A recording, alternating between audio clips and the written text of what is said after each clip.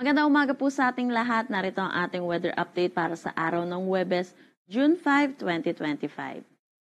Meron tayong binabantayang low pressure area dito sa labas ng ating Philippine Area of Responsibility. Ito'y huling namataan sa layong 1,255 kilometers east ng northeastern Mindanao. Sa ngayon, mababa pa naman yung tsansa nito na maging isang ganap na bagyo. Pero kung makikita natin dito sa satellite image po natin, yung trough or yung extension nito ay magdadala na rin ng mga kalat-kalat na pag-ulan lalo na dito sa eastern section ng Visayas at Mindanao. Para naman sa Luzon, patuloy pa rin naman ang epekto ng habagat or southwest monsoon, kaya inaasahan din natin yung mataas na tsansa ng mga pag-ulan lalo na dito sa western section ng Luzon. Para sa magiging panahon natin ngayong araw, inaasahan natin dulot ng southwest monsoon, patuloy makakaranas ng maulap na papawiri na may mga kalat-kalat na pag-ulan dito sa may Batanes, Babuyan Islands, Ilocos Region, Cordillera Administrative Region, Zambales at Bataan. Para naman dito sa may Metro Manila at nalalabing bahagi ng Luzon, inaasahan naman natin ang bahagya hanggang sa maulap na papawiri na may mga isolated rain showers or mataas na tsansa ng mga pag-ulan lalo na sa hapon at sa gabi dulot ito ng southwest monsoon.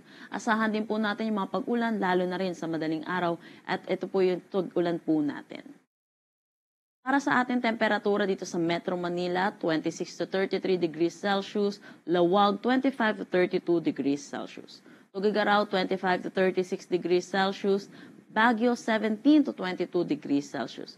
For Tagaytay 23 to 31 degrees Celsius at Legazpi 26 to 34 degrees Celsius.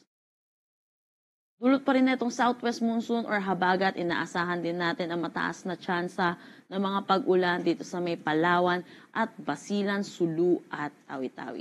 Kung makikita din po natin, makakaranas din na maulap na papawiri na may mga kalat-kalat na pag-ulan dito sa may Eastern Samar, Leyte, Southern Leyte, Dinagat Islands at Surigao del Norte. Dulot ito ng trough ng low pressure area sa labas ng ating Philippine Area of Responsibility.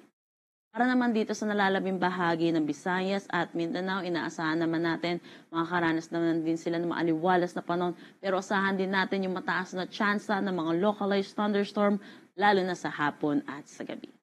Agwat ng temperatura for Puerto Princesa at Kalayaan Islands, 26 to 32 degrees Celsius, Iloilo at Cebu, 26 to 33 degrees Celsius, Tacloban, 26 to 32 degrees Celsius. For Cagayan de Oro, 24 to 33 degrees Celsius, Davao, 26 to 32 degrees Celsius, at Zamboanga, 24 to 32 degrees Celsius. Dahil po meron tayong binabantayang low pressure area, ano nga ba yung naasahan nating scenario para sa ating susunod na mga araw? Naasahan natin itong low pressure area ay papasok ng ating Philippine Area of Responsibility within the next 24 to 48 hours.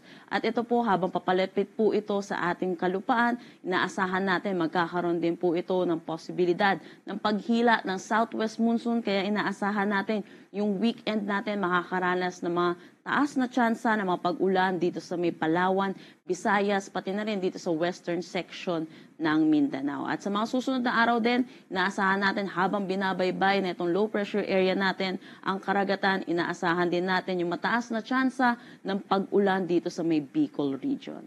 Kaya pinag-iingat po natin ang mga kababayan po natin para sa mga posibilidad ng flash flood at pagguho ng lupa. Ugaliin din natin i-check ang social media pages ng Pag-asa para sa mga nilalabas na weather update at yung mga posibilidad na ilalabas nating weather advisory hinggil dito po sa low pressure area at dito sa may southwest monsoon.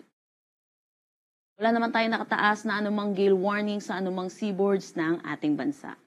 Ang sunrise mamaya ay 5:26 a.m. at ang sunset mamaya ay 6:23 p.m. Para sa karagdagang impormasyon, bisitahin ang aming mga social media pages at ang aming website pag-asa.dost.gov.ph.